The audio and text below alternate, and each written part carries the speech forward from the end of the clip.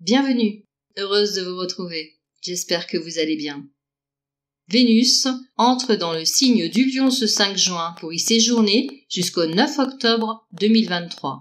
Un long transit donc compte tenu de la rétrogradation de la planète dans le signe du 23 juillet au 4 septembre.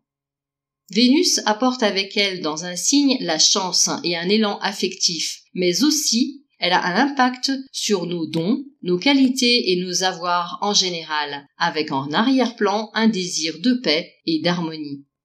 En Lion, signe de feu, Vénus prend une allure passionnée, séductrice, mais peut également se montrer possessive et jalouse.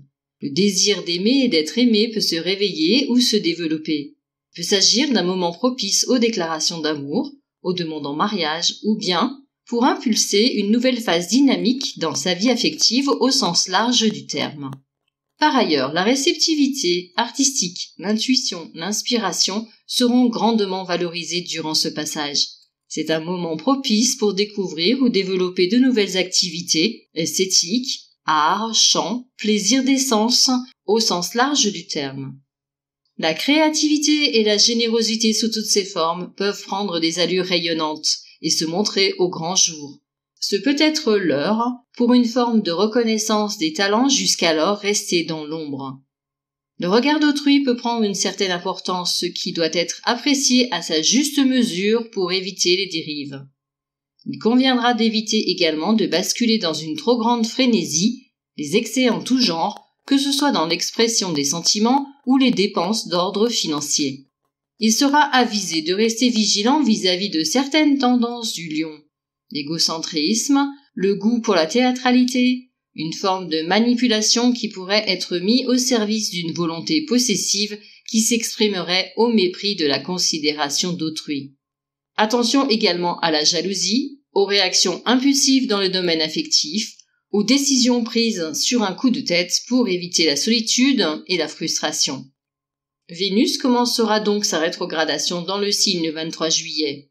À ce moment-là, le transit gagnera en profondeur. La planète nous demandera de revoir ce que nous valorisons affectivement, de repenser nos engagements affectifs et émotionnels pour faire le tri, ce qui peut s'accompagner d'un certain sérieux dans la période. La rétrogradation coupe un peu l'aspect excessif pour un temps et demande de canaliser la passion pour laisser place à un approfondissement qui peut s'avérer précieux à long terme pour tout ce qui concerne l'affect dans nos existences, mais aussi notre rayonnement créatif. Au cours de sa rétrogradation, Vénus rencontrera Mercure le 27 juillet sur le 29e degré du signe. Ce degré est représenté par une sirène jaillissant des vagues de l'océan, prête à renaître sous forme humaine. Il symbolise l'intuition surgissant des profondeurs de l'inconscient pour s'exprimer et se manifester au niveau conscient, mais aussi par là même l'élan vital de l'incarnation. Puis Vénus sera en conjonction au Soleil le 13 août sur le 21e degré d'ouverture intérieure, mais qui peine encore à s'exprimer pleinement et justement. Lorsque Vénus reprend sa course directe le 4 septembre, elle se trouve en conjonction à Junon, avec laquelle elle restera en conjonction jusqu'à la fin de son transit.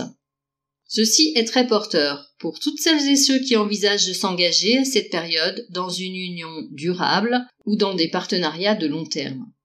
La conjonction exacte Vénus-Junon s'effectuera le 27 septembre sur le 22e degré, qui évoque cette fois la libération d'énergie supérieure en vue d'un accomplissement personnel au travers d'une fonction collective.